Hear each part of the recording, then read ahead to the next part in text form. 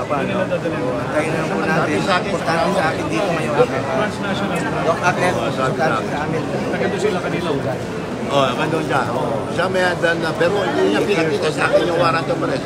Kailangan talagang bantayan. Yan naman po pinangako ko. Pangulong. Aliwala man sa akin, sasama ka sa poste, sabi sa ako. Nakita niyo siya? Nakita ko lang sa video. Alam niyo po kung saan dinala? Hindi pa namin alam. Yun po ang alam pa namin. Sir, ano na pong next step po ninyo?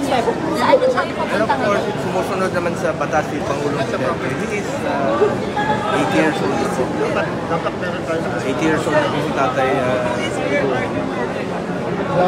Ginawa lang yan trabaho sa Prame. para sa bayan.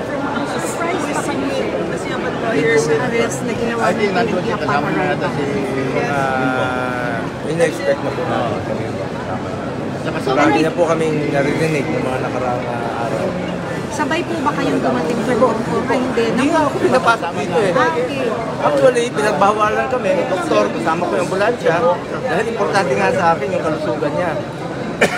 Unahin muna natin ang kalusugan before anything else. Samantala sa akin ako, Tinawin yung pass namin. Hindi kami pinapasok.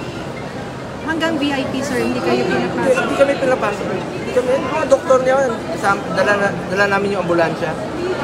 Anyway, sa mga kababayan ko, manginahon muna kayo.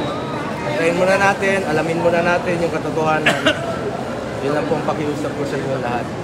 Siguraduhin muna natin na ligtas at maayos ang kalusugan ni dating Pangulong Duterte. Sir, pakilinaw, anong estado ngayon? Inaresto o hindi? Hindi ko po alam. Hindi namin alam dahil hindi po kami pinapasok. So, upon arrival ba, Sen? Upon arrival Diretso po, na? hindi ko kami magkasama. Nagbalikan lang po ako nung overnight lang po. Pero But he was taken sinundo out po of siya? custody, sir? Sinundo siya, sir, from the Nasa custody siya ngayon ng PNP. Saan po dinala? Nasa PNP. Pupuntahan na namin. Hanapin namin. Hanapin namin.